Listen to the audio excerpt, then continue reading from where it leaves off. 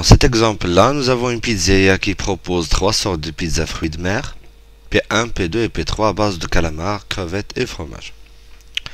Chaque mois, cette pizzeria dispose de 60 kg de calamars, de 70 kg de crevettes et de 40 kg de fromage.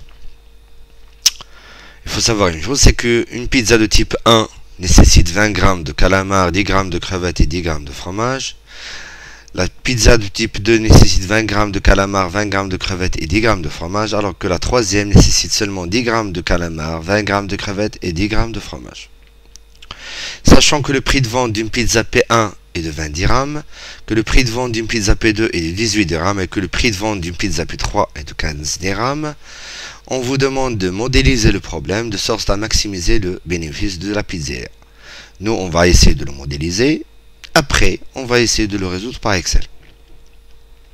La modélisation ou formalisme mathématique en posant x1, c'est le nombre de pizzas de type P1 produites par la pizzeria, x2, le nombre de pizzas de type P2 produites par la pizzeria, et x3, le nombre de pizzas de type P3 produites par la pizzeria, nous aurons à maximiser un profit z qui est égal à 20x1 plus 18x2 plus 15x3.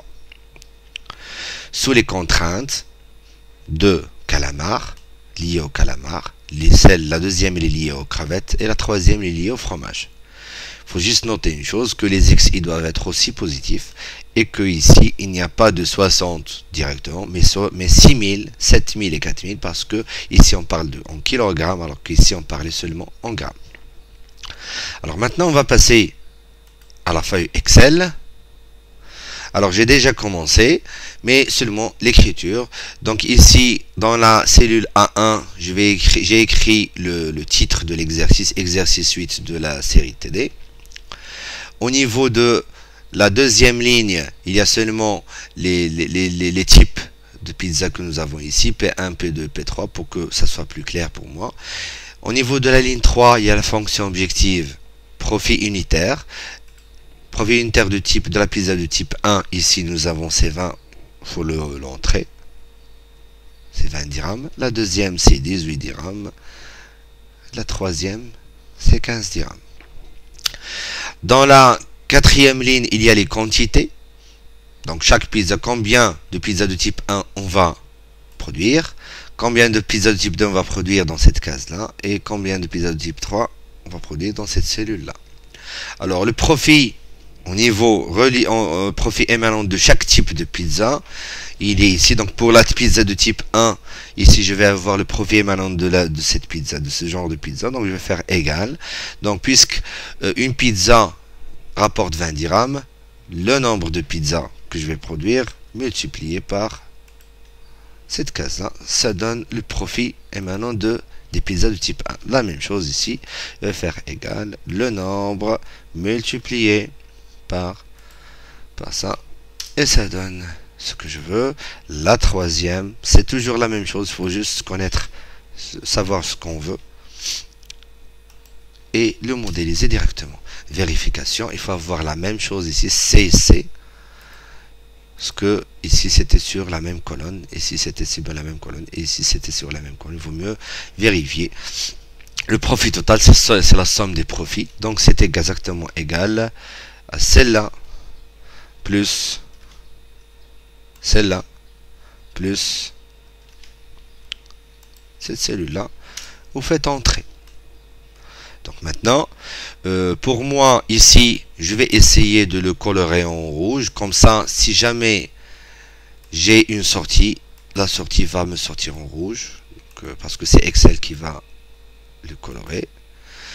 Alors ici, au niveau des contraintes, j'ai une contrainte liée au calamar, une contrainte liée au fromage, une contrainte aux crevettes et une contrainte liée au fromage. Dans cette case-là, je vais prendre la matrice. Donc dans cette case-là, je vais prendre les coefficients de x1. Ici, c'est tout à l'heure, si vous regardez bien, c'était 20. Donc je vais vous la montrer. 20, 20, 10. Je vais les mettre ici. 20, 20. Et 10, c'est les coefficients des xi. Je reprends. 10, 20, 20. 10, 20 et 20. Troisièmement, 10, 10, 10. 10, 10 et 10. Les limites que nous avons, c'est, je me souviens pas, 6000, 7000 et 4000, 6000, 7000 et 4000. Je vais le noter, 6000, 7000 et 4000. Je vois que j'ai déjà écrit ici valeur à la contrainte, valeur de la contrainte à l'optimum. Cette colonne-là va nous permettre de connaître les contraintes qui sont saturées, des contraintes qui ne sont pas saturées, et ça va nous aider à bien formuler le problème avec Excel. Donc ici, tout à l'heure, c'était 20x1 plus 20x2 plus 10x3. Je vais l'écrire ici, égal, si tu vas avec une formule. 20x1, c'est cette case, multiplié par x1, plus 20, c'est cette case, multiplié par x2, plus 10x3, donc 10 multiplié par x3, et je fais entrer. La même chose ici, donc cette case, cette cellule, si vous voulez, multiplié par cette cellule, plus cette cellule, multiplié par cette cellule, plus cette cellule, multiplié par cette cellule, et je fais entrer. Dernièrement, c'est cette cellule, multipliée par x1, plus cette cellule, multipliée par x2, plus troisième cellule, multipliée par x3, et je fais entrer, ce qui termine la formulation sur Excel de ça. Maintenant, on va essayer de passer au solveur. Donc, on va passer à outils, puis solveur. Donc ici, j'ai déjà fait ça, donc je vais le supprimer. Comme ça, c'est plus facile à vous le montrer. Et ici, donc j'ai le solveur fermé. Je reprends solveur. Donc au niveau de la cellule cible, il faut taper la référence ou le nom de la cellule que vous voulez minimiser, maximiser ou rapprocher d'une valeur donnée. Donc minimiser, maximiser, on va rapprocher d'une valeur donnée. Ici, on veut maximiser le profit. Le profit total, il se trouve sur F5. Il faut vérifier que nous avons ici F5, comme vous pouvez le voir. Il y a $F, $5, donc je garde. Donc ici, il faut savoir une chose, est-ce que je vais maximiser, est-ce que je vais minimiser, ou est-ce que je veux une valeur approchée d'une certaine valeur? Nous, on veut maximiser, je vais cocher maximiser. Donc c'est déjà coché. Alors en ce qui concerne les cellules variables, c'est les variables de décision qu'on cherche. Donc c'est le nombre de pizzas de type 1, nombre de pizzas de type 2 et nombre de pizzas de type 3 que je cherche et que je veux que le solver Excel me donne, me procure. Donc c'est celle-là. Non, pardon. Donc c'est F5. Donc ici, on va passer ici. On va mettre ça, on va effacer et je vais passer ici. Et je vais passer celle-là et celle-là. D'accord? Ça permet de bien les visualiser. Comme vous pouvez le voir, entre chaque variable, il y a seulement deux points, il n'y a ni virgule ni point virgule. Donc vous pouvez même les écrire directement, $C, $4, 2 points, $E, $4. Ici, il y a 3. Donc ici, il y a 3. D'accord? Non, c'est pas ça. Ici, ici, ici. Seulement 3. Alors, en ce qui concerne les contraintes, on va essayer de les ajouter. Donc, ajouter les contraintes, il faut juste cliquer ajouter. Donc, c'est déjà écrit 20x1 plus 20x2 plus 10x3. Donc, c'est déjà celle-là, inférieur ou égal à cette cellule. Vous faites ajouter celle-là, inférieur ou égal à cette cellule. Vous faites ajouter celle-là, inférieur ou égal à cette dernière cellule, et vous faites OK. Ça permet de visualiser tout ce que vous avez là. Après, on va passer aux options. il faut, si jamais ce n'est pas au coché, il faut le cocher, modèle supposé linéaire et supposé non négatif. C'est ça le plus important pour moi. Donc tout ce qui est là, donc le temps maximum, combien de temps il doit rester. Donc nous, on sait que c'est déjà un petit exercice, il ne va pas prendre beaucoup de temps, c'est juste une seconde. Donc on va faire OK. Et après on va faire résoudre. Comme vous pouvez le voir, quand il a, puisque le solver a trouvé une solution satisfaisant toutes les contraintes et les conditions d'optimisation, donc il a donné combien de pizzas de type 1 la pizzeria doit produire, c'est 20 de type 1, 0 de type 2 et 200 de type 1, 0 de type 2 et 200 de type 3. Ce qui va lui rapporter à partir, donc les profits émanant des pizzas de type 1, c'est 4000 dirhams, puisqu'il n'a rien produit de type 2, ça va donner 0 dirhams, et de type 3, ça va donner 3000 dirhams, ce qui va donner en somme finale et totale 7000 dirhams. Ici, on voit que la première contrainte, elle est saturée, 6000 égale à 7000. La deuxième contrainte n'est pas saturée.